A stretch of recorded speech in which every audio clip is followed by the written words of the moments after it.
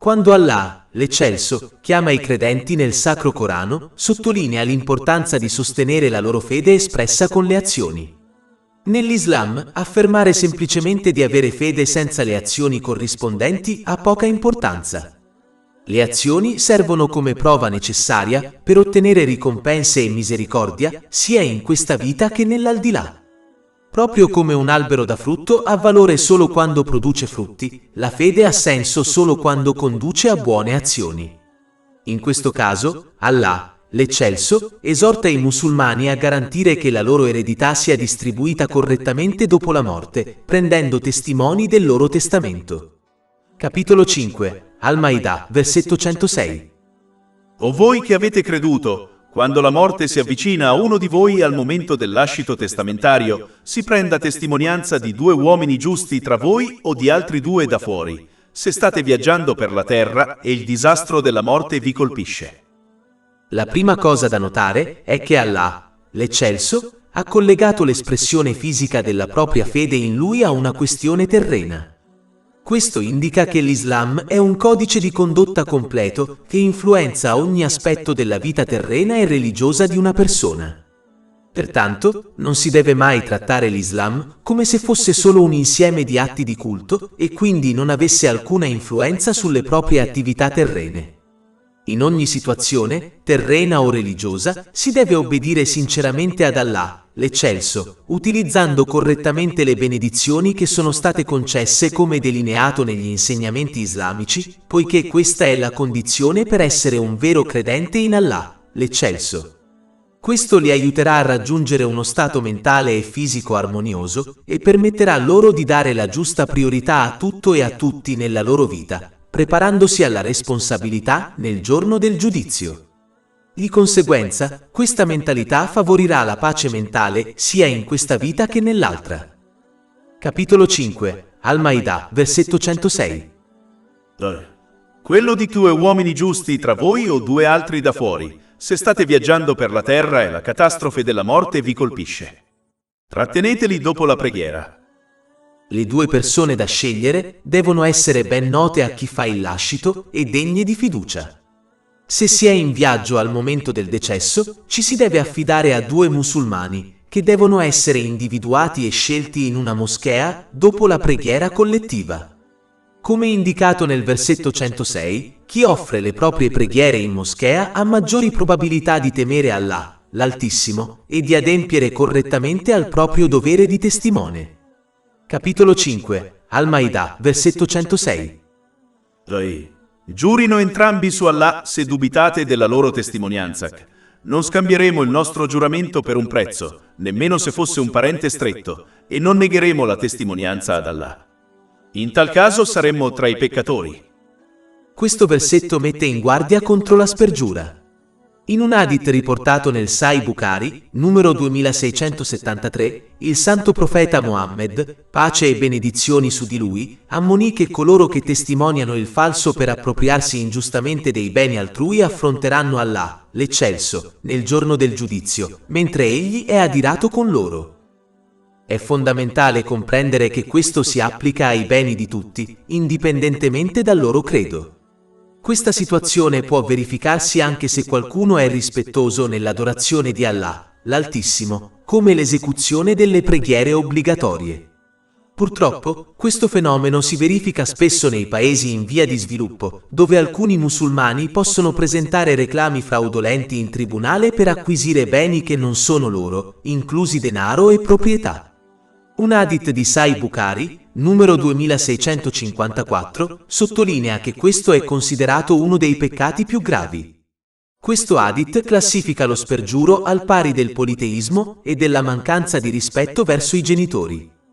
Allo stesso modo, Allah, l'Altissimo, affronta questo argomento nel Sacro Corano. Capitolo 22 dell'Ai, versetto 30. Evitate quindi l'impurità degli idoli ed evitate la falsa dichiarazione. Un hadith di Sanan ibn Majah, numero 2373, mette fortemente in guardia contro i pericoli del non pentimento autentico, in quanto falsa testimonianza. Chi non si pente rimarrà fermo nel giorno del giudizio finché Allah, l'Altissimo, non lo condurrà all'inferno. In effetti, chiunque testimoni il falso per ottenere ingiustamente qualcosa, per quanto piccolo, come un ramoscello da un albero, andrà all'inferno, come affermato in un hadith di Sahih Muslim, numero 353. La falsa testimonianza è un peccato grave che comprende molti altri reati gravi, inclusa la menzogna. Quando qualcuno testimonia il falso contro un altro, commette un peccato contro quell'individuo. Allah, l'Altissimo, non perdonerà questo peccato finché la vittima non sceglierà di perdonare il trasgressore.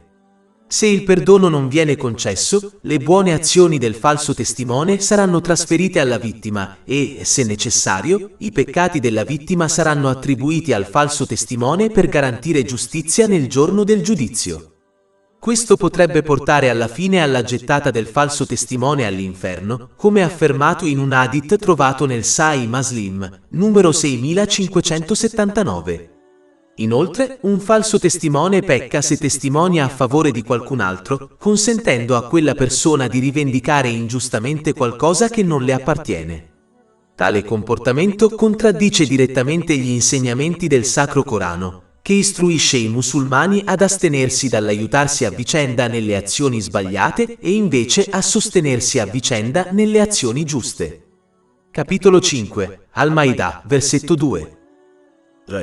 E cooperate nella giustizia e nella pietà, ma non cooperate nel peccato e nell'aggressione.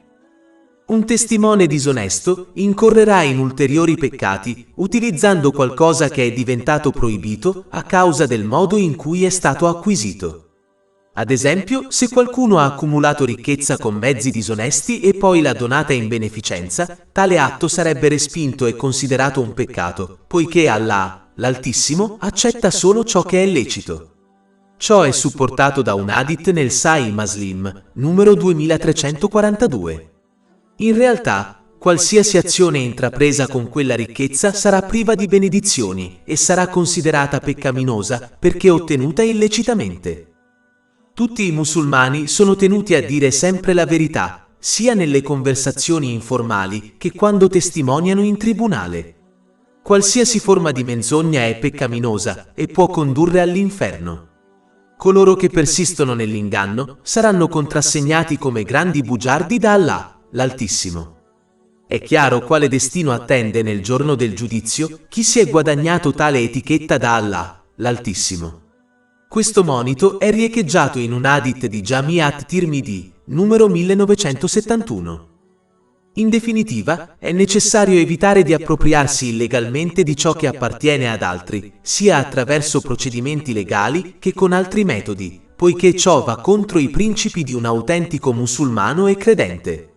Un vero musulmano e credente si astiene dal causare danni verbali o fisici agli altri e ai loro beni. Questa guida è evidenziata in un hadith di Sunan an-Nasai, numero 4998. È essenziale trattare gli altri e i loro beni come si vorrebbe essere trattati. Allah, l'Eccelso, fornisce quindi un mezzo per ridurre la possibilità che le persone commettano spergiuro. Capitolo 5, Al-Maidah, versetti 107-108. Ma se si scopre che quei due sono colpevoli di spergiuro, al loro posto se ne presentino altri due, i più autorevoli tra coloro che hanno un diritto legittimo.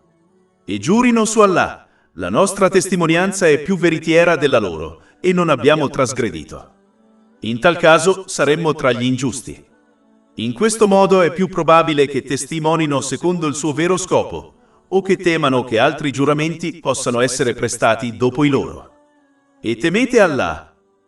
Come indicato da questo versetto, Allah, l'Eccelso, sottolinea l'importanza sia della riverenza nei suoi confronti, sia delle conseguenze della violazione delle leggi islamiche. Questo duplice approccio è essenziale per promuovere la giustizia e la pace nella società. Un solido quadro giuridico, da solo, non è sufficiente. Senza il timore di Allah, l'Eccelso, gli individui potrebbero sentirsi spinti a infrangere la legge se ritengono di poter sfuggire alle conseguenze terrene. Inoltre, un buon sistema giuridico può essere sfruttato quando non vi è timore di una responsabilità divina. Inoltre, un sistema giuridico buono e giusto è necessario per scoraggiare le persone dal commettere crimini, soprattutto coloro che non temono Allah, l'Eccelso. Pertanto, per promuovere la giustizia e la pace, una società necessita sia di un sistema giuridico solido e imparziale, che può essere fornito solo da Allah, l'Eccelso, sia del timore di Allah, l'Eccelso. Capitolo 5. Al-Ma'idah, versetto 108. E temete Allah e ascoltate. Inoltre, questo versetto indica l'importanza di ascoltare correttamente la conoscenza divina, affinché essa conduca ad atti fisici di obbedienza. Ascoltare correttamente implica la concentrazione durante l'apprendimento della conoscenza islamica, in modo che le informazioni siano recepite e comprese. È necessario riflettere sulla conoscenza e apprezzare il suo collegamento con le azioni passate. È necessario riflettere su come attualizzare la conoscenza discussa in futuro e applicarla sinceramente nella propria vita. Chi non compie questi passi non ha ascoltato correttamente gli insegnamenti divini e pertanto non li applicherà nella propria vita.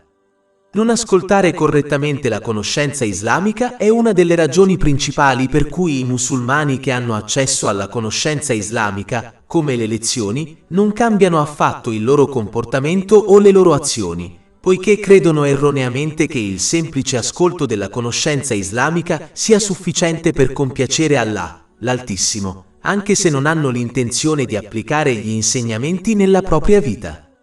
Capitolo 5. Al-Ma'idah, versetto 108. E temete Allah e ascoltate. Allah non guida la gente che si ribella. Se non si ascoltano correttamente e quindi non si mettono in pratica gli insegnamenti islamici, si finirà inevitabilmente per abusare delle benedizioni ricevute. Di conseguenza, ci si troverà in uno stato di squilibrio mentale e fisico, si perderà tutto e tutti nella propria vita e non ci si preparerà adeguatamente alla responsabilità nel giorno del giudizio. Ciò può causare stress e difficoltà, sia in questa vita che nell'aldilà, nonostante le comodità materiali di cui si possa disporre. Come discusso in precedenza, Allah, l'Eccelso, ha collegato la fede in Lui a una questione terrena, come l'eredità, per chiarire che l'Islam comprende tutte le questioni terrene e religiose. Il versetto successivo, dopo aver trattato una questione terrena, passa al giorno del giudizio per sottolineare ulteriormente questo importante principio islamico, poiché tutte le questioni, terrene o religiose, saranno messe in discussione nel giorno del giudizio.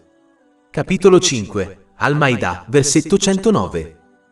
Il giorno in cui Allah radunerà i messaggeri e dirà: qual è stata la risposta che avete ricevuto? Questo versetto chiarisce che, proprio come le persone sperano nell'intercessione dei santi profeti, la pace sia su di loro, nel giorno del giudizio anche i santi profeti, la pace sia su di loro, testimonieranno contro di loro. Pertanto, bisogna evitare di nutrire illusioni riguardo all'intercessione dei giusti in loro favore, e invece nutrire una vera speranza in essa. L'illusione implica il persistere nella disobbedienza ad Allah, l'Eccelso, e poi aspettarsi l'intercessione dei giusti per salvarsi. Questo atteggiamento beffardo potrebbe benissimo privare qualcuno dell'intercessione nel giorno del giudizio. Infatti, come ammonito in questo e in altri versi, chi si comporta in questo modo potrebbe benissimo scoprire che i giusti, come il santo profeta Muhammad, la pace e le benedizioni su di lui, testimonieranno contro di loro nel giorno del giudizio. Capitolo 4. An-Nisa, versetto 41. E allora come che avverrà quando porteremo da ogni nazione un testimone e porteremo te, cioè il profeta Muhammad, pace e benedizioni su di lui, contro queste persone come testimone. E capitolo 25, Al-Furqan, versetto 30. E il messaggero ha detto: O mio Signore, in verità il mio popolo ha considerato questo Corano come cosa t'abbandonata. Questo versetto indica i musulmani come gli unici ad aver abbracciato il Sacro Corano, mentre i non musulmani non lo hanno mai accettato. È chiaro, senza bisogno di uno studioso, cosa accadrà a coloro contro cui il santo profeta Muhammad, pace e benedizioni su di lui, testimonierà nel giorno del giudizio. La vera speranza nell'intercessione implica l'obbedienza sincera ad Allah, l'Eccelso, utilizzando correttamente le benedizioni che ci sono state concesse, come delineato negli insegnamenti islamici, e sperando poi nell'intercessione dei giusti, come il santo profeta Muhammad, pace e benedizioni su di lui. Capitolo 5. Al-Maida, versetto 109. Il giorno in cui Allah radunerà i messaggeri e dirà: qual è stata la risposta che avete ricevuto? Risponderanno: non abbiamo alcuna conoscenza. In verità sei tu il conoscitore dell'invisibile. Questo particolare scambio indica la misericordia dei santi profeti, la pace sia su di loro, poiché non desiderano testimoniare contro le persone, poiché sanno che la loro testimonianza contro qualcuno li condurrà alla dannazione. Inoltre, la loro risposta ad Allah, l'Eccelso, rafforza la realtà che, nonostante il loro elevato status, sono servi di Allah, l'Eccelso, il cui status e la cui conoscenza sono limitati, anche se le persone credono erroneamente che il loro status sia superiore a quello concesso loro da Allah, l'Eccelso. Le persone si comportano in questo modo per convincere se stesse e gli altri che non saranno ritenute responsabili delle loro azioni davanti ad Allah, l'Eccelso, nel giorno del giudizio, poiché i loro santi profeti, la pace sia su di loro, intercederanno e li salveranno. Questa è la credenza degli ebrei riguardo al santo profeta Mosè. La pace sia su di lui, e alcuni musulmani credono questo riguardo al santo profeta Mohammed, la pace e le benedizioni su di lui, e come indicato dal versetto successivo, i cristiani credono questo riguardo al santo profeta Isa, la pace sia su di lui. Capitolo 5, Al-Maida, versetto 110. Quando Allah dirà: o Gesù, figlio di Maria, ricordati del mio favore su di te e su tua madre. Menzionare che ogni attributo benedetto e miracolo del santo profeta, Isa, pace e benedizioni su di lui, fosse una benedizione e un favore di Allah, l'Eccelso, elimina l'attribuzione di divinità a lui o a sua madre, poiché un essere divino possiede innatamente buoni attributi e poteri, e pertanto non può riceverli da altri. Capitolo 5, Al-Maida, versetto 110. Quando Allah dirà: o Gesù, figlio di Maria, ricorda il mio favore su di te e su tua madre, quando vi ho sostenuto con lo spirito puro. Lo spirito puro si riferisce all'arcangelo Gabriele, pace su di lui, il cui compito era quello di sostenere il santo profeta Isa, pace su di lui.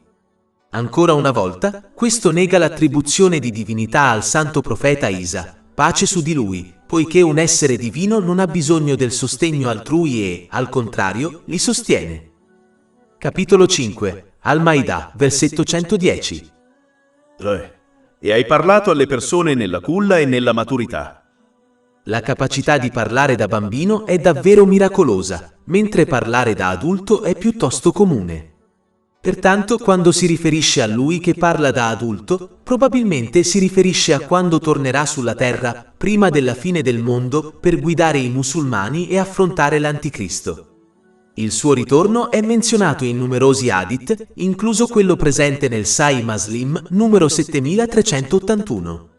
Il santo profeta, Isa, pace e benedizioni su di lui, fu rapito vivo quando i suoi nemici tentarono di ucciderlo, e si prevede che ritorni come rappresentante del santo profeta Mohammed, pace e benedizioni su di lui, prima della fine dei tempi. Capitolo 5, Al-Maida, versetto 110. E ricordat quando ti ho insegnato il libro e la saggezza, e la Torah e il Vangelo. Il libro e la saggezza menzionati in questo versetto sono descritti come la Torah e la Bibbia. Il libro potrebbe riferirsi alla legge, che funge da guida per gli individui affinché utilizzino correttamente le benedizioni che hanno ricevuto. Aderendo a questa legge, possono raggiungere la pace interiore, raggiungendo uno stato mentale e fisico equilibrato e collocando correttamente tutti e ogni cosa nella loro vita. Inoltre, ciò implica il rispetto dei diritti dovuti ad Allah, l'Eccelso, e agli altri, il che favorirà la diffusione della pace e della giustizia nella società. Pertanto, questo quadro giuridico promuove l'instaurazione della pace e della giustizia nella società. La saggezza svolge un ruolo cruciale in quanto istruisce gli individui su come applicare efficacemente la propria conoscenza, inclusa la legge, a beneficio proprio e degli altri, sia in questa vita che nell'aldilà. Per promuovere una società giusta e armoniosa, sia la legge che la saggezza sono essenziali. Senza saggezza, la legge può essere male interpretata, consentendo agli individui di sfruttare le scappatoie per danneggiare gli altri. Al contrario, la saggezza priva di struttura giuridica può indurre le persone a creare i propri codici morali basati su convinzioni personali di ciò che è giusto e di ciò che è sbagliato. È improbabile che qualsiasi linea guida morale creata dall'uomo possa portare a una vera pace mentale a causa di limiti nella conoscenza, nell'esperienza, nella lungimiranza e di pregiudizi intrinseci, deliberati o meno. Pertanto, in assenza di legge, la sola saggezza ostacolerà anche il raggiungimento della pace interiore e la promozione della giustizia e dell'armonia nella società, poiché gli individui faranno fatica a far valere i diritti altrui. I figli di Israele svilupparono una mentalità eccessivamente concentrata sulle leggi della Torah, trascurando la saggezza in essa contenuta. Questo portò i loro studiosi a sfruttare gli insegnamenti della Torah per ottenere vantaggi personali come ricchezza e potere. Il santo profeta Esa, la pace sia su di lui, fu inviato per guidarli con la Bibbia, che enfatizzava la saggezza per aiutarli a trovare un equilibrio tra legge e saggezza, promuovendo in definitiva pace e giustizia nella loro comunità. Capitolo 5. Al-Ma'idah, versetto 110. E quando con il mio permesso creasti dall'argilla ciò che era simile alla forma di un uccello, poi ci soffiasti dentro e divenne un uccello con il mio permesso, e guaristi il cieco e il lebbroso con il mio permesso, e quando riportasti alla vita i morti con il mio permesso. In ogni caso, è stato sottolineato che questi miracoli furono concessi al santo profeta Isa, pace su di lui, da Allah, l'Eccelso.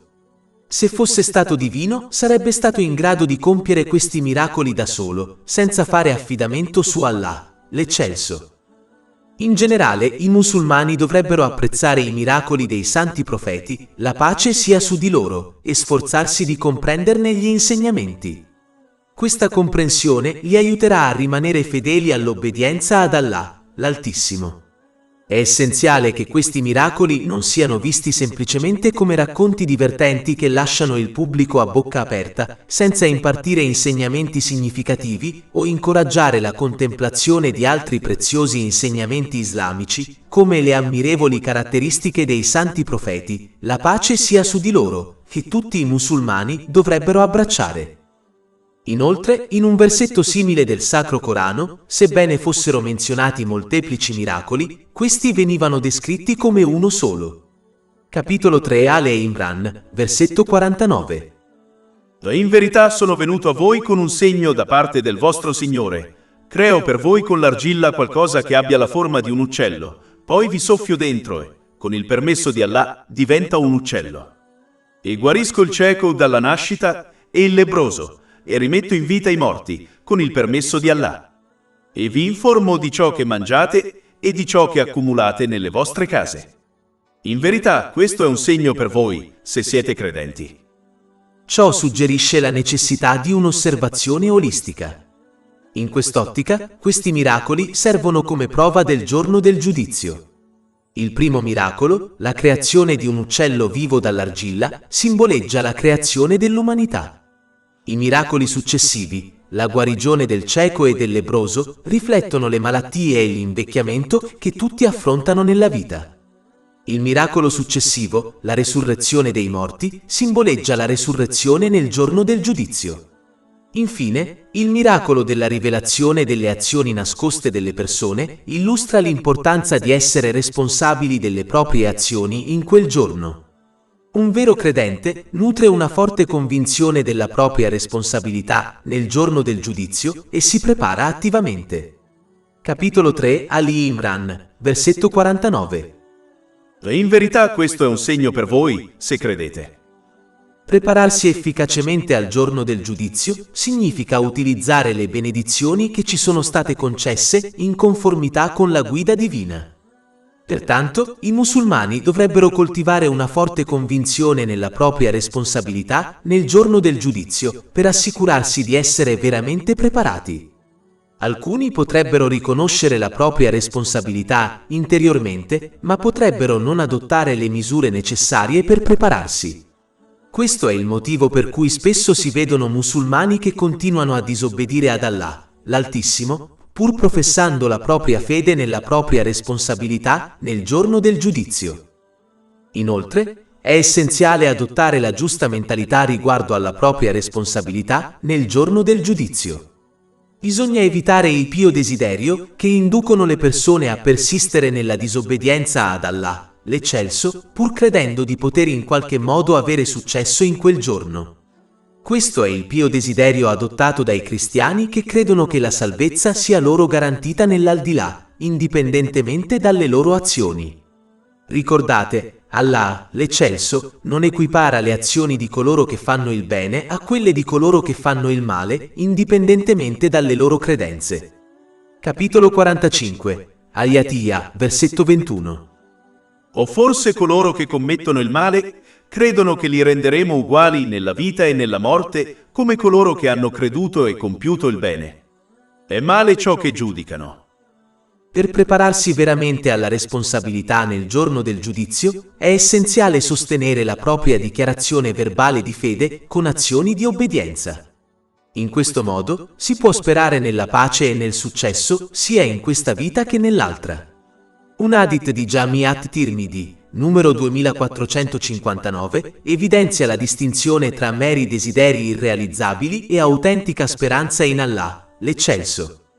È fondamentale evitare i desideri irrealizzabili, poiché possono portare a una continua disobbedienza ad Allah, mettendo potenzialmente a repentaglio la propria fede prima di lasciare questo mondo. La fede è simile a una pianta che richiede nutrimento attraverso atti di obbedienza per prosperare. Proprio come una pianta privata della luce solare non può crescere e potrebbe appassire e morire, la fede di una persona che non è nutrita con l'obbedienza rischia di stagnare e potrebbe infine perire. Questa rappresenta la perdita più significativa. In generale, negare la possibilità che gli esseri umani risorgano nel giorno del giudizio è un'affermazione strana, considerando i numerosi esempi di resurrezione che si verificano nel corso dei giorni, dei mesi e degli anni. Per esempio, Allah, l'Eccelso, usa la pioggia per dare vita a una terra sterile e morta e fa germogliare un seme morto per provvedere alla creazione. Allo stesso modo, Allah, l'Eccelso, può e darà vita al seme morto chiamato uomo, che è sepolto nella terra, come il seme morto che germoglia alla vita. Il cambiamento delle stagioni mostra chiaramente la resurrezione.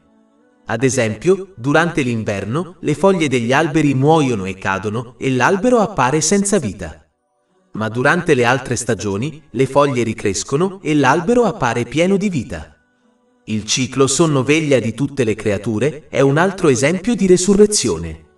Il sonno è fratello della morte, poiché i sensi di chi dorme vengono attutiti.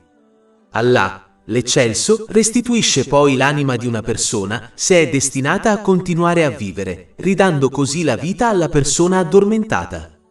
Capitolo 39 Az-Zumar, versetto 42. Allah prende le anime al momento della loro morte e quelle che non muoiono durante il sonno. Poi trattiene quelle per le quali ha decretato la morte e libera le altre per un termine determinato. In verità, in questo vi sono segni per un popolo che riflette. Inoltre, il giorno del giudizio è un evento inevitabile. Osservare l'universo rivela numerosi esempi di equilibrio. Ad esempio, la Terra si trova a una distanza ideale dal Sole. Se fosse anche solo leggermente più vicina o più lontana, la Terra sarebbe inabitabile.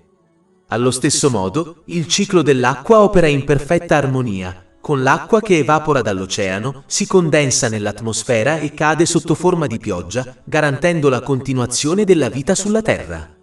Il suolo è progettato per essere equilibrato, consentendo ai delicati germogli di spuntare, pur essendo sufficientemente robusto da sostenere strutture pesanti. Questi esempi non solo evidenziano l'esistenza di un creatore, ma anche il principio di equilibrio. Tuttavia, nel mondo esiste uno squilibrio evidente: le azioni umane. Spesso si assiste a individui oppressivi che sfuggono alle conseguenze, mentre molti che soffrono oppressione e difficoltà non ricevono la piena ricompensa per la loro perseveranza. Molti musulmani devoti affrontano numerose sfide in questa vita, ricevendo solo una frazione delle ricompense dovute, mentre coloro che sfidano Allah, l'Eccelso, sembrano godersi i lussi mondani con problemi minimi. Proprio come Allah, l'Altissimo ha stabilito l'equilibrio in tutte le sue creazioni, anche il sistema di ricompensa e punizione per le azioni dovrebbe riflettere questo equilibrio. Poiché questo non è il caso nel mondo attuale, dovrà essere realizzato in un altro momento, in particolare nel giorno del giudizio. Allah, l'Eccelso, ha il potere di ricompensare e punire pienamente in questa vita. Tuttavia, una delle ragioni per cui egli potrebbe scegliere di non punire completamente qui è quella di offrire agli individui numerose opportunità di pentirsi sinceramente e migliorare le proprie azioni. Allo stesso modo, egli non concede ai musulmani ricompense complete in questo mondo perché non è il loro paradiso supremo. Inoltre, avere fede nell'invisibile, in particolare nelle ricompense complete che attendono i musulmani nell'aldilà, è una parte cruciale della fede. In effetti, questa fede nell'invisibile è ciò che arricchisce veramente la fede, poiché credere solo in ciò che può essere percepito, come ricevere ricompense complete in questa vita, non ha lo stesso significato. La paura di affrontare una punizione completa, unita alla speranza di ricevere ricompense complete nell'aldilà, motiva gli individui a evitare i peccati e a impegnarsi in buone azioni. Affinché il giorno della ricompensa abbia inizio, il mondo materiale deve giungere alla sua fine. Ciò è necessario perché ricompense e punizioni possono essere assegnate solo dopo che tutte le azioni umane siano cessate. Pertanto, il giorno della ricompensa non può verificarsi finché tutte le azioni umane non siano terminate, il che significa che il mondo materiale giungerà alla sua fine. Meditare su questa discussione può accrescere la fede nel giorno del giudizio, motivando a utilizzare saggiamente le benedizioni ricevute, come descritto nel Sacro Corano e negli insegnamenti del Santo Profeta Muhammad, pace e benedizioni su di lui, conducendo infine alla tranquillità e al successo in questa vita e nell'aldilà. Capitolo 45. Al-Yatiyah, versetto 22. Infatti Allah ha creato i cieli e la terra per uno scopo, affinché ogni anima sia ricompensata per ciò che ha commesso. E nessuno subirà alcun torto. Capitolo 5. Al-Maidah, versetto 110.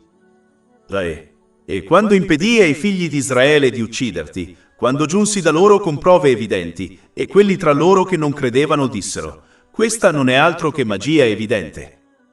Sebbene gli studiosi del popolo del libro riconoscessero chiaramente il santo profeta, Isaia, pace e benedizioni su di lui, e la Bibbia, poiché conoscevano i santi profeti, pace e benedizioni su di loro, e gli insegnamenti divini, lo rifiutarono e tentarono persino di ucciderlo. Allah, l'Altissimo, mise in guardia i loro discendenti, il popolo del libro, da questo comportamento, poiché stavano trattando il santo profeta Muhammad, pace e benedizioni su di lui, e il Sacro Corano allo stesso modo, pur riconoscendo chiaramente la veridicità dell'Islam. Capitolo 6 Al-Nam, versetto 20. Coloro ai quali abbiamo dato la scrittura la riconoscono il Sacro Corano, come riconoscono i loro propri figli. E capitolo 2 Al-Baqarah, versetto 146. Coloro ai quali abbiamo dato la scrittura lo conoscono il profeta Muhammad, la pace sia su di lui, come conoscono i propri figli. E capitolo 5 Al-Maidah, versetto 59. O gente della scrittura, forse che provate risentimento nei nostri confronti, se non perché crediamo in Allah e in ciò che ci è stato rivelato e in ciò che è stato rivelato prima, e perché la maggior parte di voi è disobbediente in modo provocatorio. Inoltre, sia la gente del libro che i non musulmani della Mecca riconoscevano che il santo profeta Muhammad, pace e benedizioni su di lui, non era stato istruito nei testi divini precedenti, rendendogli impossibile l'invenzione del Sacro Corano. Capitolo 29 di Al-Kabut, versetto 48. E non hai recitato prima alcuna scrittura, né l'hai scritta con la mano destra. Altrimenti i falsificatori avrebbero avuto motivo di dubitare. Le persone del libro erano considerate portatrici di sacra saggezza, il che garantiva loro uno status unico nella società, persino tra gli idolatri. Tuttavia, questa posizione di tutto rispetto incontrò una forte opposizione con l'avvento dell'Islam. La gente del libro provava anche gelosia perché il santo profeta Mohammed, pace e benedizioni su di lui, discendeva dal santo profeta Ismaele, pace e benedizioni su di lui, piuttosto che da suo fratello, il santo profeta Ishaq, pace e benedizioni su di lui, come loro. Le loro credenze erano fortemente legate al significato della discendenza, che ritenevano fornisse loro un vantaggio sugli altri. Di conseguenza, trovavano difficile accettare un santo profeta, pace e benedizioni su di lui, proveniente da una discendenza diversa, poiché ciò metteva in discussione la loro presunta superiorità. Inoltre, gli studiosi del popolo del libro riconobbero che abbracciare l'Islam avrebbe significato per loro utilizzare correttamente le benedizioni loro concesse, come delineato nei principi divini. Erano anche preoccupati che convertirsi all'Islam potesse indebolire l'autorità, il rispetto e lo status sociale che si erano guadagnati nella loro società, il che contribuì alla loro riluttanza ad accettare la fede. Capitolo 2. Al-Baqara, versetto 87. E certamente demmo a Mosè la scrittura, cioè la Torah, e lo seguimmo con messaggeri. E demmo a Gesù, figlio di Maria, prove evidenti, e lo sostenemmo con lo spirito puro, cioè l'angelo Gabriele. Ma non è forse vero che ogni volta che vi giunse un messaggero, con ciò che le vostre anime non desideravano, vi dimostraste arroganti? E un gruppo di messaggeri lo tacciaste di menzogna e un altro lo uccideste. I musulmani devono evitare di seguire le loro orme, scegliendo a proprio piacimento quali insegnamenti islamici seguire e quali ignorare. Chi si comporta in questo modo sta solo adorando se stesso, anche se afferma il contrario. Capitolo 25. Al-Furqan, versetto 43. Hai visto colui che prende come suo Dio il proprio desiderio? Chi si comporta in questo modo, inevitabilmente, userà male le benedizioni che gli sono state concesse, anche se obbedisce ad Allah, l'Altissimo, in alcuni aspetti della propria vita. Di conseguenza, avrà difficoltà a mantenere l'equilibrio mentale e fisico, troverà difficile gestire le proprie relazioni e responsabilità e non riuscirà a prepararsi correttamente alla propria responsabilità nel giorno del giudizio. Questo comportamento porterà quindi a stress e problemi sia in questa vita che nell'aldilà, indipendentemente da qualsiasi ricchezza materiale di cui possa godere. Dopo aver discusso il vero status del santo profeta Isaia, la pace sia su di lui, Allah, l'Eccelso, riconosce che alcuni tra i figli di Israele lo accettarono e lo seguirono correttamente. Capitolo 5. Al-Maidah, versetto 111. E ricordate, quando ispirai ai discepoli, credete in me e nel mio messaggero Gesù. Dissero, noi crediamo, quindi testimoniate che siamo musulmani sottomessi ad Allah. Questa era una critica ai cristiani che affermavano di seguire le orme dei discepoli del santo profeta, Isaia, pace e benedizioni su di lui, sebbene fossero molto lontani dalla loro retta via. Purtroppo, molti musulmani hanno adottato un atteggiamento simile, affermando di seguire le orme dei compagni, che Allah sia soddisfatto di loro, sebbene siano lontani dalla loro retta via, poiché non riescono a obbedire concretamente ad Allah, l'Eccelso, come hanno fatto, utilizzando correttamente le benedizioni loro concesse, come delineato negli insegnamenti islamici.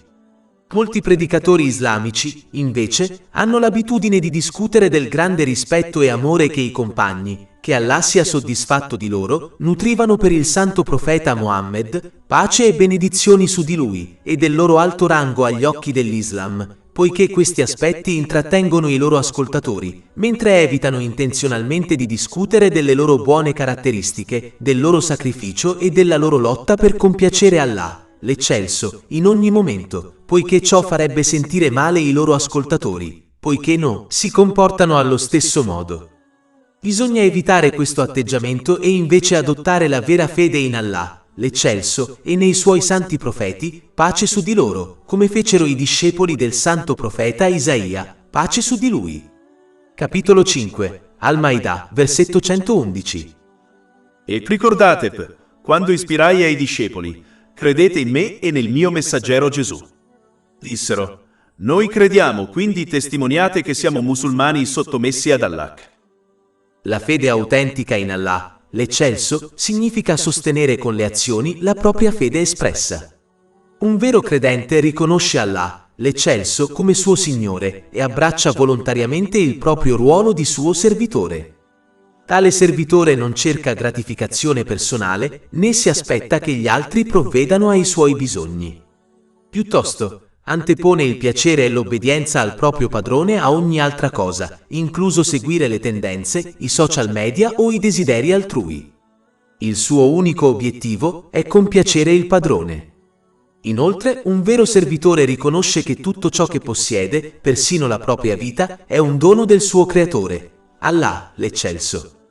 Di conseguenza, è desideroso di utilizzare tutto ciò che possiede in modi graditi ad Allah, l'eccelso, come guidato dal Sacro Corano e dagli insegnamenti del Santo Profeta Muhammad, pace e benedizioni su di lui. Un servitore devoto comprende che la vera pace della mente non può essere raggiunta disobbedendo ad Allah, l'eccelso, che governa tutti gli aspetti dell'esistenza, compresi i cuori delle persone, dimora della pace della mente. Pertanto, si sforzano diligentemente di obbedirgli, utilizzando le benedizioni che egli ha concesso loro in conformità con i principi islamici, poiché questa è la via per raggiungere la pace sia in questa vita che nell'aldilà, attraverso il raggiungimento di uno stato mentale e fisico equilibrato e il corretto posizionamento di ogni cosa e di ogni persona nella loro vita, preparandosi adeguatamente alla loro responsabilità nel giorno del giudizio. Capitolo 16, An-Nahl, versetto 97. Chiunque compia il bene, uomo o donna, mentre è credente, certamente gli faremo vivere una bella vita e certamente daremo loro la ricompensa nell'aldilà in base alle loro migliori azioni. Quanto più una persona si comporta in questo modo, tanto più profonda diventa la sua fede in Allah, l'Altissimo. Inoltre, un credente in Allah, l'Altissimo, comprende che sarà responsabile delle proprie azioni nel giorno del giudizio. Questa consapevolezza lo motiva a vivere la propria fede preparandosi attivamente, il che significa utilizzare le benedizioni ricevute in modi graditi ad Allah, l'Altissimo, in linea con i principi islamici. Capitolo 2, Al-Baqarah, versetto 177. Ma la vera rettitudine è in colui che crede in Allah, l'ultimo giorno. Pertanto chi professa la fede in Allah, nell'eccelso e nel giorno del giudizio, ma non mette in atto azioni che riflettano questa convinzione, dovrebbe prendersi un momento per riflettere sulla propria fede, poiché l'assenza di buone azioni indica una debolezza nella sua fede in Allah, nell'eccelso e nell'ultimo giorno. La fede in Allah, l'eccelso, può essere approfondita e rafforzata studiando il Sacro Corano e mettendone in pratica gli insegnamenti, nonché riconoscendo i segni della sua creazione nell'universo, come evidenziato nel Sacro Corano e negli insegnamenti del Santo Profeta Muhammad, pace e benedizioni su di lui. Ad esempio, quando si osservano i numerosi sistemi armoniosi dell'universo, come la distanza ideale del Sole dalla Terra, il ciclo dell'acqua e la densità dell'oceano che sostiene sia le navi che la vita marina, si può vedere l'opera di un creatore. Un equilibrio così intricato non può derivare semplicemente da eventi casuali. Inoltre, se ci fossero molti dei, ne deriverebbe disordine, poiché ogni divinità avrebbe desideri contrastanti per l'universo. Questo chiaramente non è il caso, il che indica l'esistenza di un solo Dio, Allah, l'eccelso. Capitolo 21, Anbiya, versetto 22. Se in essi, cioè nei cieli e sulla terra, ci fossero stati dei oltre ad Allah, entrambi sarebbero stati rovinati. Capitolo 5, Al-Maidah, versetto 111. E ricordate, quando ispirai ai discepoli, credete in me e nel mio messaggero Gesù. Dissero, noi crediamo, quindi testimoniate che siamo musulmani sottomessi ad Allah. Avere fede nei santi profeti, la pace sia su di loro, significa abbracciare attivamente il loro stile di vita, il loro comportamento e i loro insegnamenti, così come delineati nel Sacro Corano e nelle tradizioni del Santo Profeta Muhammad, pace e benedizioni su di lui. Il comportamento esemplare del Santo Profeta Muhammad, pace e benedizioni su di lui, racchiude e valorizza la loro nobile condotta. Pertanto, è essenziale sostenere la propria affermazione verbale di fede in Lui, studiando e incarnando con impegno la sua vita, i suoi insegnamenti e il suo carattere virtuoso. Capitolo 33, Al-Hab, versetto 21. Certamente, nel messaggero di Allah c'è stato per te un modello eccellente per chiunque riponga la sua speranza in Allah e nell'ultimo giorno e ricordi Allah spesso. E capitolo 3, Ale Imran, versetto 31. Dica al profeta Mohammed, pace e benedizioni su di lui, che, se amate Allah, allora seguitemi, così Allah vi amerà e vi perdonerà i vostri peccati. E capitolo 59, Alesh, versetto 7. E qualunque cosa il messaggero vi abbia dato, prendetela, e ciò che vi ha proibito, astenetevi. Esprimere amore e rispetto per il santo profeta Mohammed, pace e benedizioni su di lui, senza seguire i suoi insegnamenti e il suo esempio è incoerente con tale affermazione. Così come molti cercano la sua intercessione nel giorno del giudizio, dovrebbero anche essere consapevoli della possibilità che egli possa testimoniare contro di loro se trascurano di apprendere e praticare le sue tradizioni e gli insegnamenti del Sacro Corano. Capitolo 25, Al-Furqan, versetto 30. E il messaggero ha detto, «O mio Signore, in verità il mio popolo ha considerato questo Corano come cosa abbandonata». Questo versetto si riferisce ai musulmani, in quanto sono gli unici ad aver abbracciato il Sacro Corano, mentre i non musulmani non lo hanno mai accettato. È ovvio, anche a chi non ha una profonda conoscenza accademica, cosa accadrà a coloro contro i quali il santo profeta Mohammed, pace e benedizioni su di lui, testimonierà nel giorno del giudizio. Per cercare la sua intercessione, anziché affrontare la sua testimonianza nel giorno del giudizio, è necessario abbracciare e praticare gli insegnamenti del Sacro Corano e le sue tradizioni. Questo approccio aiuterà a utilizzare le benedizioni che sono state loro conferite in un modo che piaccia ad Allah, l'Eccelso, portando infine pace in questa vita e nell'aldilà. Infine, esprimere semplicemente amore e rispetto per il santo profeta Mohammed, pace e benedizioni su di lui, senza incarnare il suo carattere e le sue azioni, non ha alcun significato nell'Islam. Anche le nazioni precedenti professavano il loro amore per i loro santi profeti, pace e benedizioni su di loro, ma la loro incapacità di vivere secondo quegli insegnamenti significa che non saranno uniti a loro nell'aldilà. Pertanto, chiunque desideri essere unito al santo profeta Mohammed, pace e benedizioni su di lui e ai suoi compagni, che Allah sia soddisfatto di loro, nell'aldilà deve praticare attivamente e aderire ai suoi insegnamenti e al suo carattere. Dopo aver menzionato la corretta fede dei discepoli del santo profeta, Isaia, pace e benedizioni su di lui, Allah, l'Eccelso, incoraggia i musulmani a ricercare la certezza della fede attraverso i segni presenti nel Sacro Corano, nelle tradizioni del santo profeta Mohammed, pace e benedizioni su di lui, e nell'universo, invece di cercarli in fenomeni temporanei, come i miracoli. Come avvertito nel versetto 112, comportarsi in questo modo può incoraggiare ad adottare un atteggiamento in cui ci si aspetta che Allah, l'Eccelso, serva noi e i nostri desideri, invece di accettare la nostra servitù verso di Lui e comportarci come Lui ha comandato.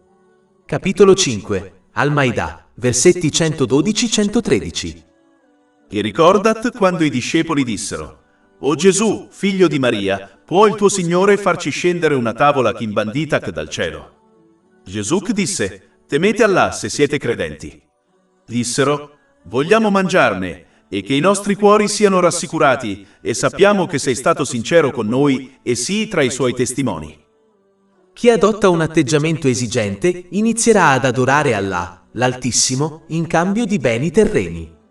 In altre parole, tratterà il tesoro di Allah, l'Altissimo, come un negozio, dove esigerà beni terreni da Allah, l'Altissimo, in cambio di atti di adorazione. Sebbene i discepoli che chiesero questo miracolo desiderassero raggiungere la certezza della fede attraverso di esso, tuttavia, come discusso in precedenza, l'approccio corretto per raggiungere la certezza della fede è attraverso gli insegnamenti divini e i segni nell'universo che indicano l'unicità di Allah, l'Eccelso, alcuni dei quali sono stati discussi in dettaglio in precedenza. Capitolo 29, Al-Kabut, versetti 50-51. Ma dicono, perché non gli sono stati inviati dei segni dal suo Signore? Rispondi, i segni appartengono solo ad Allah e io non sono che un ammonitore esplicito. Non è forse sufficiente per loro che ti abbiamo rivelato il libro che viene recitato a loro? In verità, in questo c'è misericordia e monito per un popolo che crede.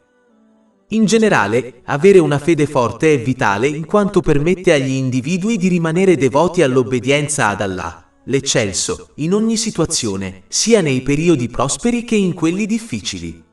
Questa fede forte si alimenta attraverso lo studio e l'applicazione della chiara guida fornita dal Sacro Corano e degli insegnamenti del Santo Profeta Muhammad, pace e benedizioni su di lui. Questi insegnamenti dimostrano che la genuina obbedienza ad Allah, l'Eccelso, favorisce la tranquillità sia in questa vita che nell'aldilà. Al contrario, coloro che ignorano gli insegnamenti islamici spesso possiedono una fede debole, il che rende loro più facile allontanarsi dall'obbedienza ad Allah, l'Eccelso, soprattutto quando i loro desideri personali si scontrano con le sue direttive. Spesso non riescono a riconoscere che cedere i propri desideri in favore dell'obbedienza ad Allah, l'Eccelso, può portare alla vera pace.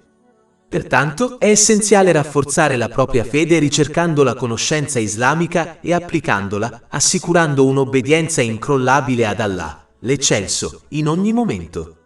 Ciò garantirà che utilizzino correttamente le benedizioni loro concesse, come delineato dai principi islamici, il che alla fine si tradurrà in uno stato mentale e fisico equilibrato e nella corretta priorità di tutti gli aspetti della vita. Inoltre, più forte è la fede di una persona, meglio comprenderà la saggezza che si cela dietro le sfide che incontra nella vita. Ad esempio, chi ha una fede forte si rende conto che sopportare le difficoltà con pazienza può cancellare i propri peccati minori. Questo concetto è evidenziato in un hadith dell'Imam Bukhari, Adab al-Mufrad, numero 492. È molto più utile ottenere il perdono dei peccati minori affrontando le difficoltà con pazienza che presentarsi davanti ad Allah, l'Eccelso, con quei peccati nel giorno del giudizio. Inoltre, una fede forte insegna al musulmano che parte della prova della vita è che non tutte le ragioni delle proprie difficoltà saranno rivelate attraverso la conoscenza divina data ai santi profeti, la pace sia su di loro. Poiché l'intenzione dei discepoli che avevano richiesto il miracolo non era malvagia, il santo profeta, Isa, la pace sia su di lui, decise di chiedere il miracolo ad Allah, l'Eccelso, affinché i suoi discepoli e i futuri seguaci potessero raggiungere la certezza della fede attraverso di esso. Capitolo 5, Al-Maidah, versetto 114. Gesù, figlio di Maria, disse: O Allah, nostro Signore, fa scendere su di noi una tavola imbandita dal cielo, che sia per noi una festa per il primo e l'ultimo di noi e un segno da parte tua. E provvedi a noi, perché tu sei il migliore dei provveditori. Ma Allah, l'Eccelso, ha poi affermato la sua tradizione eterna. Ogni volta che una nazione richiedeva un miracolo specifico, ma non vi credeva dopo averlo ottenuto, Allah, l'Eccelso, la distruggeva completamente. Capitolo 17, Al-Isra, versetto 59. E nulla ci ha impedito di inviare segni, cioè miracoli, se non il fatto che le antiche genti li abbiano taciuti. E demmo ai Tamud la cammella come segno visibile, ma le fecero torto. E non inviavamo segni se non come monito. E capitolo 5, Al-Maidah, versetto 115. Allah disse: In verità ve lo farò scendere, ma chiunque di voi in seguito non crederà, lo punirò con un castigo con cui non ho punito nessuno tra i mondi. Poiché i miracoli del passato sono di natura temporanea, poiché furono mostrati alle persone di quel tempo e divennero storie per le generazioni future, i musulmani devono ottenere la certezza della fede attraverso i segni senza tempo nell'universo e gli insegnamenti senza tempo del Sacro Corano e le tradizioni del Santo Profeta Muhammad, pace e benedizioni su di lui. Questa certezza della fede garantirà che si obbedisca sinceramente ad Allah, l'Eccelso, in ogni momento, utilizzando correttamente le benedizioni ricevute come delineato negli insegnamenti islamici. Ciò consentirà loro di raggiungere una condizione mentale e fisica armoniosa e li aiuterà a dare priorità in modo efficace a ogni aspetto della loro vita. Inoltre, come indicato dal versetto successivo, che torna al giorno del giudizio, coloro che adottano la certezza della fede si prepareranno praticamente alla loro responsabilità nel giorno del giudizio. Capitolo 5, Al-Maidah, versetto 116. E attenti al giorno in cui Allah dirà: O Gesù, figlio di Maria, hai forse detto alla gente: prendete me e mia madre come divinità all'infuori di Allah? Egli dirà: gloria a te. Non spettava a me dire ciò a cui non ho diritto. Se l'avessi detto, tu lo avresti saputo. Tu sai ciò che è dentro di me, e io non so ciò che è dentro di te. In verità sei tu il conoscitore dell'invisibile. Questo versetto indica un altro fatto che nega che la divinità possa essere attribuita a chiunque altro che Allah, l'Altissimo. Se il santo profeta Isa, pace su di lui, o sua madre, Mariam, che Allah sia soddisfatto di lei, fossero stati divini, avrebbero posseduto la conoscenza delle cose apparenti e nascoste. Al contrario, il santo profeta Isa, la pace sia su di lui, testimonierà chiaramente contro i cristiani, dichiarando la sua missione di messaggero di Allah, l'Eccelso. Capitolo 5, Al-Maidah, versetto 117. Non ho detto loro altro se non ciò che tu mi hai ordinato: adorare Allah, mio Signore e vostro Signore. Un essere divino non ha un Signore ed è di fatto un Signore sugli altri. Il fatto che Allah, l'Eccelso, sia il Signore del santo profeta Isaia, la pace sia su di lui, nega ancora una volta che gli venga attribuita la divinità. In generale, adorare Allah, l'Eccelso, implica obbedirgli sinceramente in ogni situazione, sia nei momenti facili che in quelli difficili. Questa obbedienza implica l'uso corretto delle benedizioni che sono state concesse, come delineato negli insegnamenti islamici. Ciò permetterà loro di raggiungere uno stato di equilibrio mentale e fisico, aiutandoli a dare priorità a tutti gli aspetti della loro vita e a prepararsi alla responsabilità nel giorno del giudizio. Di conseguenza, ciò porterà alla pace della mente in entrambi i mondi. Pertanto, l'adorazione di Allah, l'Eccelso, si estende oltre gli atti pratici di culto, come le preghiere obbligatorie. Purtroppo, i musulmani che non riescono a comprendere questo non riescono a raggiungere la pace della mente nonostante compiano i diversi atti rituali di culto, poiché non riescono a usare correttamente tutte le benedizioni che sono state concesse loro, come delineato negli insegnamenti islamici. Capitolo 5, Al-Maidah, versetto 117. E io sono stato testimone per loro finché sono stato in mezzo a loro. Il fatto che il santo profeta, Isaia, pace e benedizioni su di lui, sia stato solo un testimone del suo popolo finché rimase con loro, nega ulteriormente l'attribuzione di una divinità a lui attribuita, poiché un essere divino può osservare la creazione in ogni momento. Capitolo 5, Al-Maidah, versetto 117. Ma quando mi hai assunto, tu sei stato l'osservatore su di loro e sei, sopra ogni cosa, testimone. Inoltre, il santo profeta Isa, la pace sia su di lui, fu assunto da Allah, l'Eccelso, durante la sua ascensione al cielo e al momento della sua morte, che avverrà dopo il suo ritorno sulla terra, in prossimità del giorno del giudizio. Se fosse stato divino, avrebbe avuto il controllo assoluto sui suoi movimenti e non sarebbe morto, come tutti gli altri esseri umani.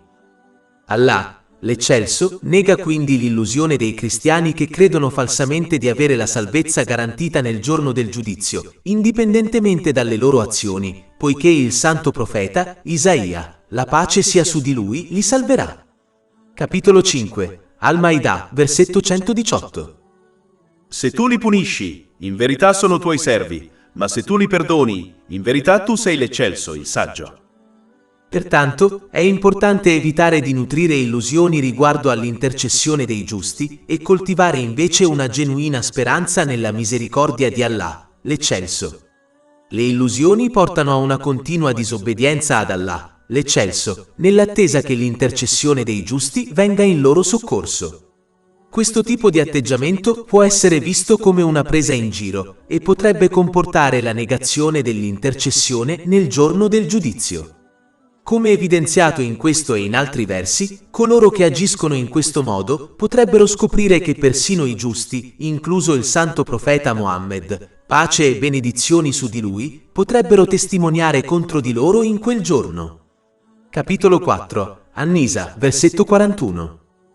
E allora come che avverrà quando porteremo da ogni nazione un testimone e porteremo te, cioè il profeta Mohammed, pace e benedizioni su di lui, contro queste persone come testimone. E capitolo 25, Al-Furqan, versetto 30.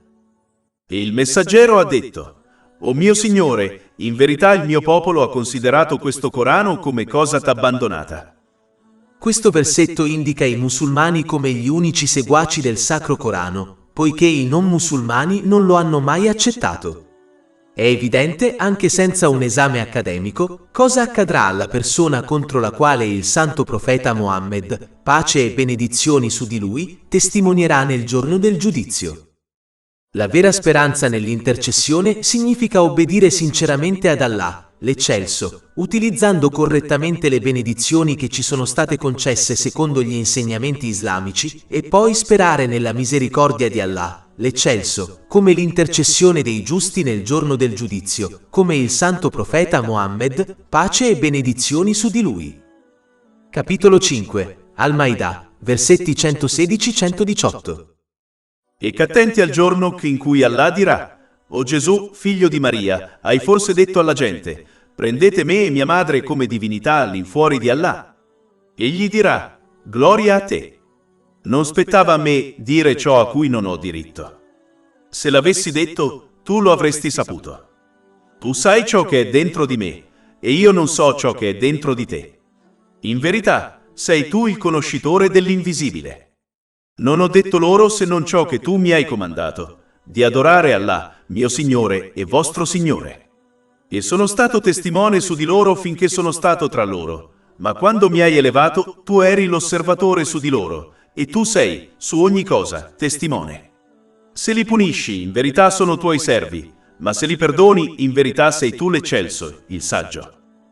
In generale, la diffusione di idee sbagliate sul santo profeta Isa, la pace sia su di lui, può essere attribuita alla sua nascita miracolosa, ai prodigi da lui compiuti e alla sua ascensione al cielo mentre era ancora in vita. Il Sacro Corano afferma la sua nascita miracolosa e fa esplicito riferimento alla sua nascita senza padre come testimonianza del potere illimitato di Allah, l'Eccelso. Capitolo 3 Ale Imran, versetto 47. Lei Mariam, che Allah sia compiaciuto di lei, che disse: Mio Signore, come potrò avere un figlio se nessun uomo mi ha toccata? L'angelo rispose: Tale è Allah, egli crea ciò che vuole. Quando decreta una cosa, dice solo: sì.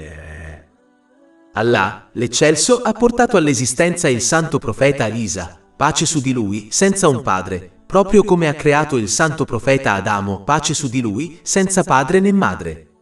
Questo fatto non implica che essi posseggano divinità. Capitolo 3 Ale Imran, versetto 59.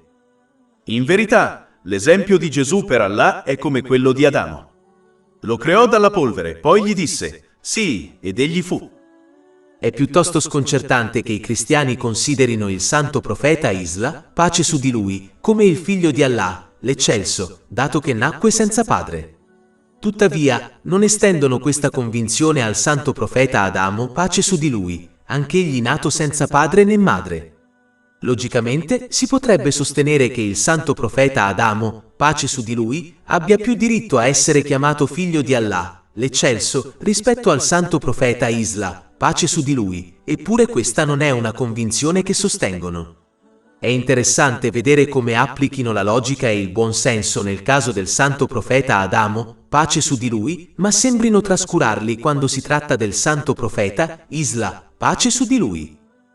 Il Sacro Corano conferma i miracoli del santo profeta Isa, pace su di lui, ma sottolinea che queste meraviglie furono compiute con la volontà, il permesso e il comando di Allah, l'Eccelso. Se fosse divino, non avrebbe bisogno della volontà o del permesso di Allah, l'Eccelso. Capitolo 3 Ale Imran, versetto 49. E fate del profeta Isaia, pace su di lui, un messaggero per i figli di Israele, che dirà: in verità vi ho portato un segno da parte del vostro Signore. Ho plasmato per voi con l'argilla ciò che è simile alla forma di un uccello. Poi vi ho soffiato dentro e, con il permesso di Allah, è diventato un uccello. E ho guarito il cieco dalla nascita e il lebbroso, e ho ridato la vita ai morti, con il permesso di Allah. E vi ho informato di ciò che mangiate e di ciò che accumulate nelle vostre case. Inoltre, i cristiani riconoscono che anche altri santi profeti, la pace sia su di loro, compirono miracoli, come il santo profeta Mosè, la pace sia su di lui. Tuttavia, è interessante notare che non attribuiscono la divinità a questi altri santi profeti, la pace sia su di loro, nonostante i loro atti miracolosi. L'ascensione del santo profeta, Isa, pace su di lui, ai cieli mentre era ancora in vita, dimostra la potenza di Allah, l'Eccelso, che lo ha guidato in questo straordinario viaggio. Se il santo profeta Isa, pace su di lui, avesse posseduto la divinità, sarebbe stato in grado di intraprendere questo viaggio grazie alla sua forza intrinseca. Capitolo 3 Ale Imran, versetto 55. Menziona quando Allah disse: O Gesù, in verità ti prenderò e ti eleverò a me e ti purificherò, cioè ti libererò da coloro che non credono. Il Sacro Corano informa i cristiani che, contrariamente alla loro credenza, il santo profeta Isla, pace su di lui, non fu crocifisso. Al contrario, la persona vista sulla croce gli somigliava, poiché Allah, l'Altissimo, aveva già elevato il santo profeta Isla, pace su di lui, ai cieli a quel tempo. Capitolo 4 An-Nisa, versetti 156-158. E per la loro miscredenza, e per aver detto contro Maria una grande calunnia. E per aver detto: in verità abbiamo ucciso il Messia, Gesù figlio di Maria, il messaggero di Allah. E non lo uccisero, né lo crocifissero, ma ne fu fatto un altro a loro somigliante. Anzi, Allah lo ha innalzato a sé. L'errata credenza cristiana che il santo profeta Esa, la pace sia su di lui, sia stato crocifisso, il che implica che sia stato ucciso, è piuttosto strana perché un vero essere divino trascende la morte. Se qualcosa può morire, non può essere considerato divino. Pertanto, la loro errata credenza nella sua crocifissione contraddice intrinsecamente la loro visione errata della sua divinità. Un'entità divina, per sua stessa natura, è autosufficiente, il che significa che non dipende da altri per la sua esistenza. Se un'entità dipende da un'altra per il suo sostentamento, non può essere considerata divina. Sia il santo profeta Isa, la pace sia su di lui, sia sua madre, Mariam, che Allah sia compiaciuto di lei, non erano esseri divini poiché necessitavano del nutrimento di Allah, l'Eccelso, a indicare che non erano autosufficienti. Capitolo 5 Al-Maidah, versetto 75. Il Messia, figlio di Maria, non era altro che un messaggero, che altri messaggeri lo hanno preceduto. E sua madre era una sostenitrice della verità. Entrambi mangiavano cibo. Guarda come spieghiamo loro i segni, guarda poi come si sono ingannati. Inoltre, è errato affermare che gli angeli possano essere considerati divini semplicemente perché non consumano cibo. In realtà, sono anche sostenuti da Allah, l'Eccelso, sebbene in un modo unico, il che significa che non sono autosufficienti. Il solo fatto che siano stati creati e che affronteranno la morte, proprio come tutti gli altri esseri, è sufficiente a confutare qualsiasi nozione di divinità. Un figlio biologico erediterà sempre determinati tratti dai genitori. Tuttavia, per quanto riguarda il santo profeta Isa, la pace sia su di lui, non possiede alcun attributo divino di Allah, l'Eccelso. Invece, tutti i suoi tratti sono comuni all'umanità. È nato, nutrito di cibo e acqua, e sperimenterà la morte e la resurrezione, proprio come ogni altro essere umano. Questi tratti dimostrano chiaramente che non è divino. I romani che abbracciarono il cristianesimo incorporarono l'idea del santo profeta Esa, pace su di lui, come divino nelle loro credenze, attingendo alle loro precedenti tradizioni pagane. Presero questo venerato santo profeta, pace su di lui, e lo associarono a leggende e miti come Zeus, Ercole e Odino. Basta un po' di buon senso per capire che un essere creato, sostenuto da un altro e capace di morire, non può essere divino, poiché questi attributi contraddicono l'essenza della divinità. Nonostante le solide prove a sostegno del santo profeta Isa, la pace sia su di lui, come messaggero di Allah, l'Eccelso, molti cristiani continuano ad aggrapparsi alle loro credenze errate su di lui. Questo comportamento sconcertante deriva spesso dalla tendenza a seguire ciecamente gli anziani. Tale imitazione impedisce agli individui di valutare la conoscenza e le prove, nonché di mettere in discussione le convinzioni con cui sono stati cresciuti. Ciò va contro i principi dell'Islam e del buon senso, poiché gli esseri umani sono fatti per pensare in modo critico, piuttosto che seguire gli altri come pecore.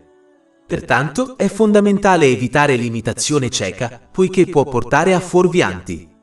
Invece, gli individui dovrebbero applicare il proprio ragionamento e valutare la conoscenza e le prove in ogni situazione che affrontano, sia in questioni mondane che religiose, per fare scelte consapevoli.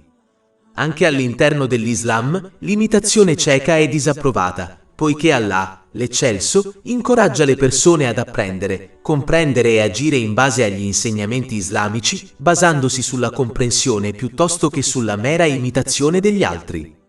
Capitolo 12 Yusuf, versetto 108. Questa è la mia via, invito ad Allah con discernimento io e coloro che mi seguono. Un altro motivo significativo per cui i cristiani si aggrappano alle loro credenze sul santo profeta, Isa, la pace sia su di lui, nonostante la chiara evidenza del suo vero ruolo di messaggero di Allah, l'Eccelso, è il loro desiderio di soddisfare i propri desideri terreni. Molti insegnamenti cristiani promettono la salvezza sia in questa vita che nell'aldilà, per coloro che credono nel cristianesimo, indipendentemente dalle loro azioni. Questo sistema di credenze permette loro di perseguire le proprie ambizioni mondane, pur essendo certi della salvezza in entrambi i mondi.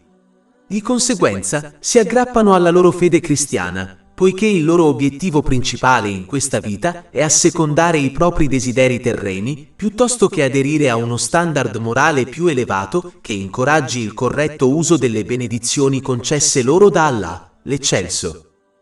Capitolo 5 Al-Maida, versetto 118. Se tu li punisci, in verità sono tuoi servi, ma se tu li perdoni, in verità tu sei l'Eccelso, il saggio.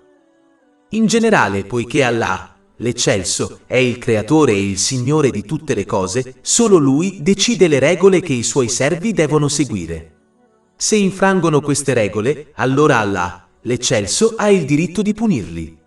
Ma se egli sceglie di ignorare e perdonare i loro peccati, poiché si sono sinceramente sforzati di obbedirgli, allora, grazie alla sua eterna saggezza, può farlo se così vuole. Ma questo perdono non indica debolezza, poiché la sua potenza non può essere superata. Pertanto, come indicato dal versetto successivo, bisogna nutrire una vera speranza nella misericordia di Allah, l'Eccelso, per ottenere il suo perdono ed evitare la sua punizione. Capitolo 5 Al-Maida, versetto 119. Allah dirà: questo è il giorno in cui i sinceri trarranno beneficio dalla loro sincerità. L'essenza dell'ottenimento della misericordia di Allah, l'Eccelso, e dell'evitamento della sua punizione è adottare la sincerità. In un hadith del Jami' at-Tirmidhi, numero 1971, il santo profeta Mohammed, pace e benedizioni su di lui, ha sottolineato l'importanza di essere sinceri e di evitare la falsità. La parte iniziale sottolinea che essere onesti favorisce la rettitudine, che alla fine conduce al paradiso. Quando qualcuno abbraccia costantemente la sincerità, Allah, l'Eccelso, lo riconosce come un individuo sincero. Capitolo 5 Al-Maida, versetto 119. Essi avranno giardini in paradiso, sotto i quali scorrono i fiumi, nei quali dimoreranno in eterno. Allah si è compiaciuto di loro, ed essi erano con Lui. Questa è la grande conquista. È essenziale comprendere che la sincerità ha 3 livelli. Il primo livello implica l'essere onesti nelle proprie intenzioni, agendo esclusivamente per amore di Allah, l'Eccelso. Questo principio è il fondamento profondo dell'Islam, poiché ogni azione viene valutata in base alle proprie intenzioni, come evidenziato in un hadith presente nel Sahih Bukhari, numero 1. Una vera misura di sincerità è quando non si cerca né ci si aspetta gratitudine dagli altri. La fase successiva è quando una persona parla sinceramente. Ciò significa evitare ogni forma di errore verbale, non solo le bugie. Chi si impegna in altre forme di cattiva condotta verbale non può essere veramente considerato onesto. Un ottimo modo per raggiungere questo obiettivo è seguire un hadith di Jami' at-Tirmidhi, numero 2317, che suggerisce che l'Islam di una persona può essere perfezionato solo evitando il coinvolgimento in questioni che non la riguardano. Molti errori verbali si verificano quando un musulmano parla di cose che non lo riguardano. Questo include anche astenersi dalle chiacchiere oziose, poiché possono portare a discorsi peccaminosi e a sprecare tempo prezioso, di cui si pentirà nel giorno del giudizio. Per raggiungere questo livello di onestà, si può dire qualcosa di positivo o scegliere di rimanere in silenzio. Il passo finale è agire con onestà. Questo si ottiene seguendo sinceramente i comandamenti di Allah, l'Eccelso, il che include obbedire ai suoi ordini, evitare i suoi divieti ed essere pazienti con il destino, come insegnato dal santo profeta Mohammed, pace e benedizioni su di lui. È importante evitare di interpretare o travisare selettivamente gli insegnamenti islamici per adattarli ai propri desideri personali. Si dovrebbe rispettare l'ordine e le priorità stabilite da Allah, l'Eccelso, in tutte le proprie azioni. Chi lo fa utilizzerà ogni benedizione ricevuta in modi graditi ad Allah, l'Eccelso, come delineato negli insegnamenti islamici. Le ripercussioni della disonestà, in particolare della menzogna, come evidenziato nell'hadith citato in precedenza, sono gravi. Porta alla disobbedienza, che alla fine si traduce nella punizione dell'inferno. Se qualcuno continua su questa strada, sarà contrassegnato come un bugiardo grave da Allah, l'Eccelso. Come discusso nei 3 livelli di veridicità, mentire nelle proprie intenzioni significa essere insinceri verso Allah, l'Eccelso, e compiere buone azioni per il bene degli altri. Mentire nelle parole comprende tutte le forme di comunicazione peccaminosa. Mentire attraverso le azioni implica un uso improprio delle benedizioni che ci sono state concesse, il che porterà alla violazione dei diritti sia di Allah, l'Eccelso, sia degli altri. Una persona che incarna tutte queste forme di menzogna è considerata un bugiardo grave. Se chi è sincero trae beneficio dalla propria veridicità, è chiaro che i bugiardi soffriranno per le loro menzogne. Capitolo 5, Al-Maidah, versetto 119. Allah dirà: questo è il giorno in cui i sinceri trarranno beneficio dalla loro sincerità. Per loro ci sono giardini in paradiso, sotto i quali scorrono i fiumi, dove dimoreranno in eterno. Allah si è compiaciuto di loro, ed essi erano con Lui. Questo è il grande conseguimento. Questo versetto indica anche che un aspetto della veridicità che conduce al compiacimento di Allah, l'Eccelso, è l'essere compiaciuti di Lui e dei Suoi decreti in questo mondo. In altre parole, si otterrà il compiacimento di Allah, l'Eccelso, solo quando si è compiaciuti di Lui. Questo include essere compiaciuti delle Sue scelte, dei Suoi decreti, dei Suoi comandi e dei Suoi divieti. Pertanto, si deve accettare che tutto ciò che Allah, l'Eccelso, sceglie per noi è il meglio, anche se non riusciamo a osservare la saggezza che sta dietro ai Suoi decreti e alle Sue scelte. Capitolo 2, Al-Baqarah, versetto 216. Ma forse odiate una cosa ed è un bene per voi, e forse amate una cosa ed è un male per voi. E Allah sa, mentre voi non sapete. Ma coloro che non comprendono questa realtà persisteranno nella disobbedienza a Lui, abusando delle benedizioni che hanno ricevuto. Di conseguenza, soffriranno di squilibrio mentale e fisico, metteranno tutto e tutti fuori posto nella loro vita e non si prepareranno alla loro responsabilità nel giorno del giudizio. Tali circostanze possono creare stress e difficoltà sia in questa vita che nell'aldilà, indipendentemente da qualsiasi ricchezza materiale di cui possano godere. Questo risultato è inevitabile, poiché non possono sfuggire al controllo e al potere di Allah, l'Eccelso. Capitolo 5, Al-Maidah, versetto 120. Ad Allah appartiene il dominio dei cieli e della terra e di tutto ciò che è in essi.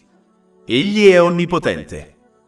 In definitiva, poiché tutto ciò che esiste è di proprietà e governato da Allah, l'Eccelso, è imperativo per gli individui seguire le sue linee guida.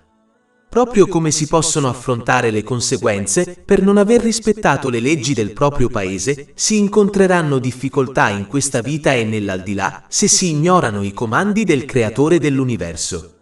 Sebbene una persona possa scegliere di abbandonare una nazione con cui non condivide le regole, non può sfuggire all'autorità di Allah, l'Eccelso, in nessun luogo.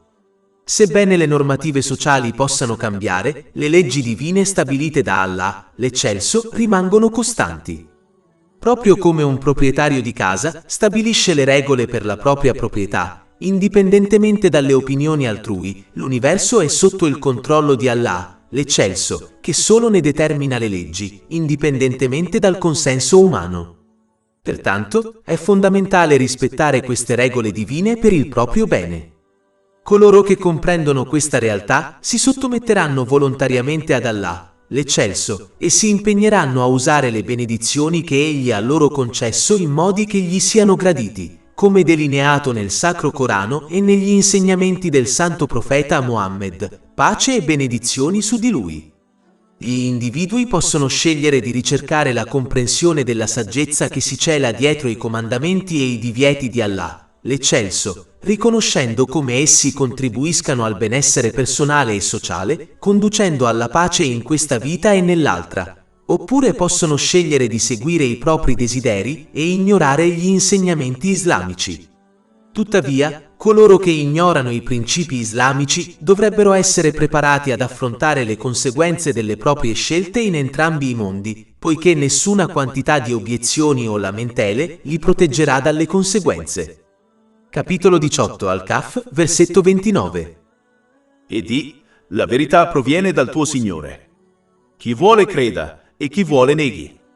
In verità abbiamo preparato per gli ingiusti un fuoco le cui mura li avvolgeranno. E se chiederanno sollievo, saranno consolati con acqua come olio torbido, che scotta i loro volti. Brutta è la bevanda e cattivo è il luogo del riposo. Pertanto, gli individui dovrebbero adottare e aderire ai principi islamici per il proprio vantaggio, anche quando questi principi sono in conflitto con le proprie inclinazioni personali. Dovrebbero comportarsi come un paziente saggio che segue le raccomandazioni del proprio medico, riconoscendo che tale guida serve i propri interessi, anche se ciò richiede di sopportare trattamenti spiacevoli e seguire un regime rigoroso. Proprio come questo paziente saggio può raggiungere una salute mentale e fisica ottimale, così può farlo anche chi accetta e pratica gli insegnamenti islamici. Questo perché Allah, l'Eccelso, solo possiede la conoscenza unica necessaria per aiutare gli individui a raggiungere uno stato mentale e fisico armonioso e a dare priorità a tutto e a tutti nella loro vita in modo appropriato.